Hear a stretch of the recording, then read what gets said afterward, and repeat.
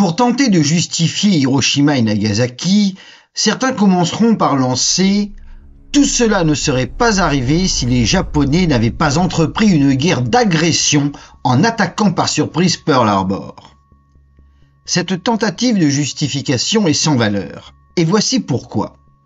Commentant l'ouvrage du juriste allemand Hefter, Heinrich Gefgen avait souligné « Si la guerre n'est justifiée que par la nécessité, il est évident qu'elle n'est juste que si elle est défensive.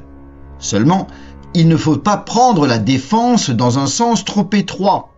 Le véritable agresseur n'est pas celui qui attaque le premier, mais celui qui rend la guerre inévitable. » Or, au procès de Tokyo, la défense démontra qu'en décembre 1941, depuis des semaines, voire des mois, les USA et leurs alliés multipliaient les actes agressifs à l'encontre du Japon.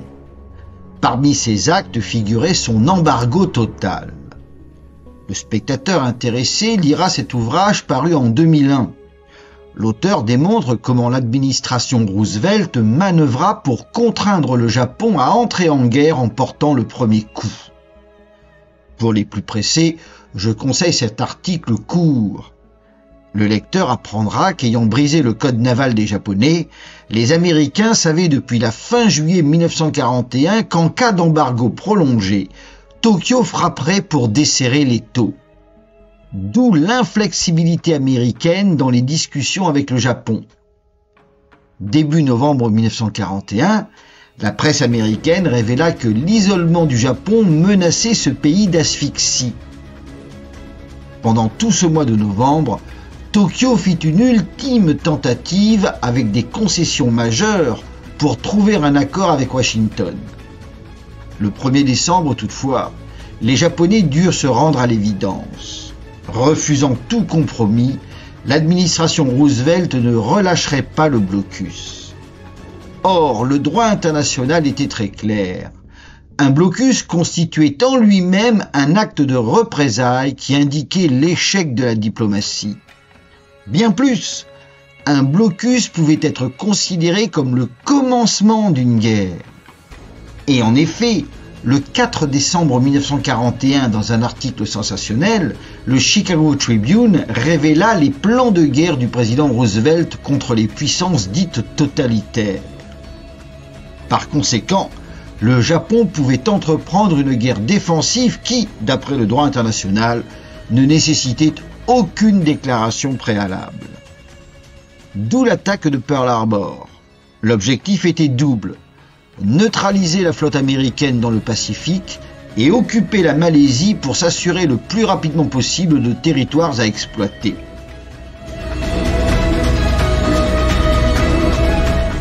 Mais allons plus loin. Oui, supposons que l'attaque de Pearl Harbor ait violé le droit international.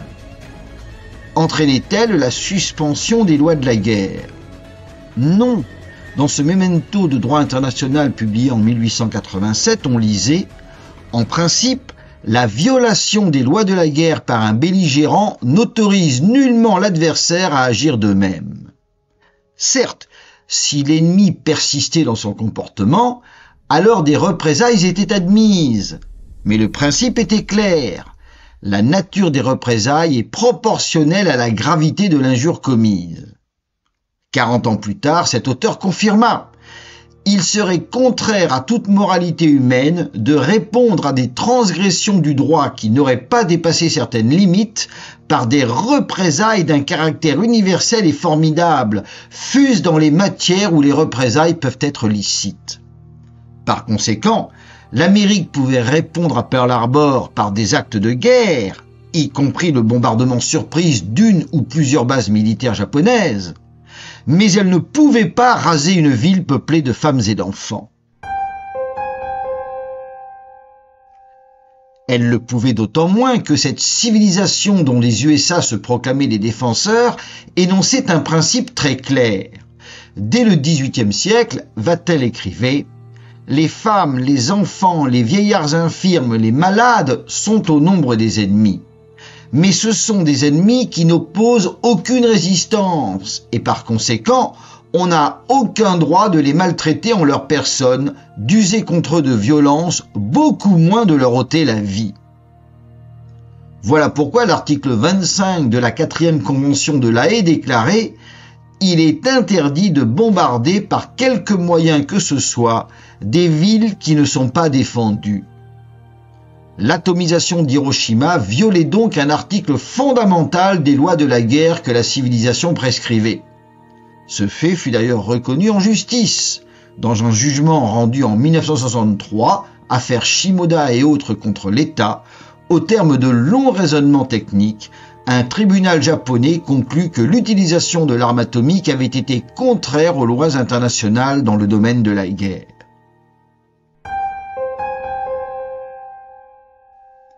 Afin d'absoudre les Américains, certains prétendent que face à des Japonais fanatisés, ils devaient frapper un grand coup pour terminer une guerre dont l'issue ne faisait plus aucun doute.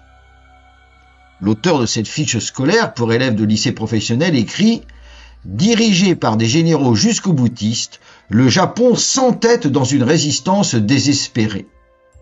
La prise d'Okinawa a coûté 7600 morts aux Américains. Dès lors, on craint que l'invasion totale ne coûte la vie à 500 000 hommes. » Face à cette éventualité terrible, les Alliés lancent un ultimatum au Japon pour qu'il se rende et cesse cette guerre désespérée. Il est fait implicitement allusion à une arme terrifiante. Malgré cela, écrit un lycéen, les Japonais choisissent d'ignorer l'ultimatum. Formé à la même école, un autre lycéen précise que le Japon refusa les ultimatums alliés de reddition. Pourquoi cet entêtement ? L'auteur de ce blog donne une raison simple. Le code d'honneur des Japonais refusait toute reddition. Leur entêtement était tel que même après le bombardement d'Hiroshima, ils refusèrent de céder. D'où l'utilisation d'une deuxième bombe atomique. C'est ce qui permit de mettre fin à la guerre. Ce sont les morts d'Hiroshima et de Nagasaki qui convainquirent le gouvernement japonais de mettre fin à une résistance désespérée. L'atomisation d'Hiroshima et de Nagasaki serait donc excusable au motif que la fin poursuivie était bonne. Il s'agissait de faire cesser une guerre qui n'avait plus de sens et qui, en cas de continuation par des moyens traditionnels, se révélerait bien plus meurtrière qu'avec l'utilisation de l'arme atomique. Ce raisonnement peut paraître d'une logique sans faille, mais il pose la sempiternelle question. La fin justifie-t-elle les moyens ? Autrement dit, peut-on poser une action dont il résulte une conséquence mauvaise si la fin ultime est bonne ? Oui, dit la morale, mais à une condition. Il est nécessaire que l'objet directement voulu ne soit pas perçu comme ayant, de par sa nature et son essence même, un lien causal le reliant nécessairement à l'effet mauvais. Prenons un exemple simple. Des alpinistes sont encordés. Soudain, le dernier dévisse et menace d'emporter les autres dans sa chute. Pour éviter cela, l'avant-dernier coupe la corde. L'alpiniste qui avait dévissé tombe dans le vide et meurt dans sa chute. L'effet bon, sauver la cordée, est obtenu par le coupage de la corde pour se débarrasser du poids qui menace de l'emporter. L'effet mauvais, la mort de l'alpiniste, est accidentel. Si le pauvre homme avait pu chuter sans se tuer, la cordée aurait tout de même été sauvée. Ce n'est donc pas la mort de l'alpiniste qui a permis l'effet bon. L'effet bon aurait existé même si l'alpiniste avait chuté sans se tuer. Dès lors, au regard de la morale, la corde pouvait être coupée. En revanche, pour soulager une femme enceinte acculée à la misère, une sage-femme pratique un avortement. Ici, c'est l'effet mauvais, la mort de l'enfant à naître, qui permet l'effet bon, le soulagement de la mère. L'effet bon n'aurait pas pu se produire sans l'effet mauvais. Par conséquent, au regard de la morale, je ne parle pas de la loi humaine, l'avortement est condamnable. Cela dit, revenons à Hiroshima. L'action posée par les Américains a consisté à faire exploser une bombe atomique. La conséquence mauvaise est la mort de civils innocents, des femmes et des enfants notamment. La fin ultime recherchée était l'arrêt de la guerre. Or, dans ce cas présent, c'est la conséquence mauvaise qui permet de parvenir au but recherché.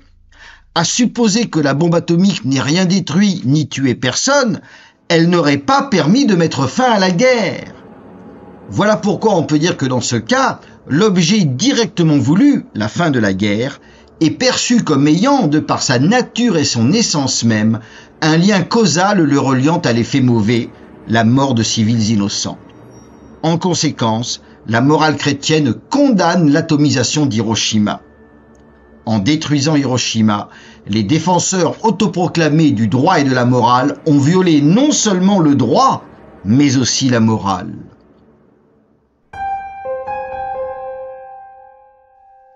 À cela, on répondra que la faute première revient aux Japonais qui s'entêtaient. La question qui se pose est donc la suivante.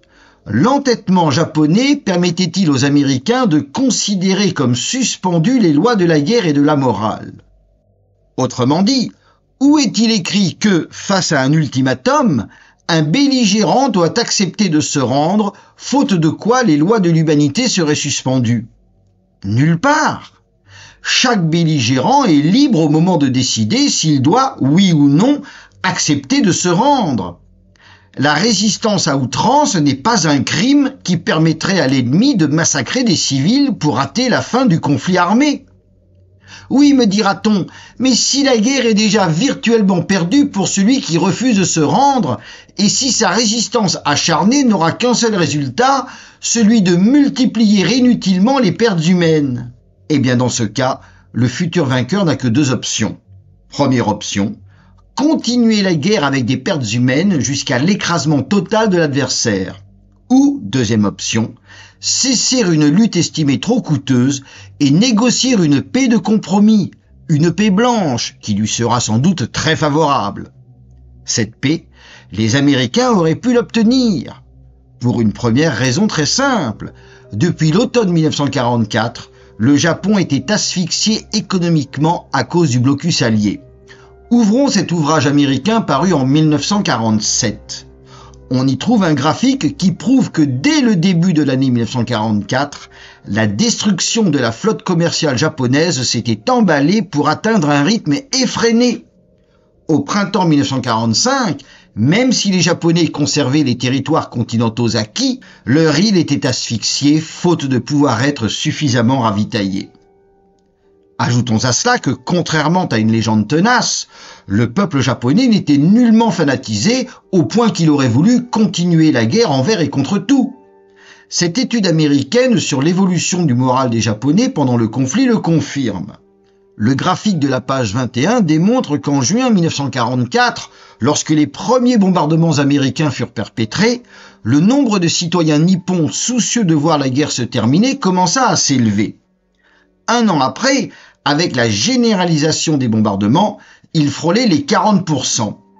Et quelques semaines plus tard, avant même Hiroshima, il dépassait les 60%. Bref, même avant Hiroshima, le peuple japonais n'en pouvait plus. Tout comme ses dirigeants d'ailleurs, qui depuis le mois de mai 1945, c'est-à-dire depuis la capitulation allemande, cherchaient une paix de compromis. Dans les mêmes archives, j'ai trouvé cette étude américaine de 1947 sur la guerre du Pacifique. On lit « Depuis mai 1945, le gouvernement japonais agissait et négociait pour se rendre. La reddition fut décidée à cette époque parce que les forces aériennes et les forces terrestres japonaises affaiblies ne pouvaient plus empêcher la destruction complète par nos attaques aériennes des infrastructures modernes du Japon dans le domaine économique, industriel, de la communication et de la culture. » On ne saurait être plus clair.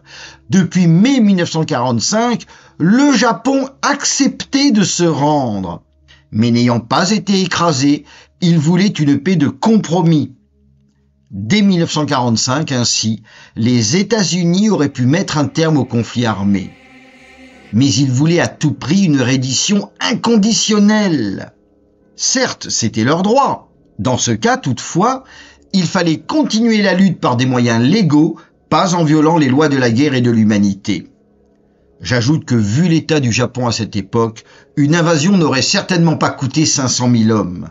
Ce professeur d'histoire-géographie parle de chiffres catastrophiques, probablement exagérés volontairement par un état-major désireux de voir la bombe utilisée. Pardi, rien ne valait une expérience grandeur nature sur de vrais humains. Et plus exactement 2 expériences. La première avec une bombe à l'uranium, la deuxième avec une bombe au plutonium. Le cynisme des dirigeants américains qui prétendaient représenter la civilisation dépasse donc toute mesure. Mais oublions cet aspect expérimental des 2 bombes larguées. Revenons à l'objectif qui consistait à épouvanter les Japonais pour les contraindre à se rendre. Le secrétariat général des Nations Unies définit ainsi le terrorisme. Tout acte qui vise à tuer ou à blesser grièvement des civils ou des non-combattants et qui, du fait de sa nature ou du contexte dans lequel il est commis, doit avoir pour effet d'intimider une population ou de contraindre un gouvernement ou une organisation internationale à agir ou à renoncer à agir d'une façon quelconque. En bombardant Hiroshima et Nagasaki, les dirigeants américains ont voulu tuer ou blesser grièvement des civils ou des non-combattants pour contraindre un gouvernement à agir ou à renoncer à agir d'une façon quelconque. C'était donc du terrorisme international. La bombe atomique qu'ils ont inventée, c'est l'arme absolue du terrorisme. Ceux qui n'en disposent pas utilisent d'autres moyens plus rudimentaires, voitures piégées, bonbonnes de gaz ou armes blanches. Les vainqueurs de 1945 sont bien mal placés pour les condamner. On récolte ce que l'on sème.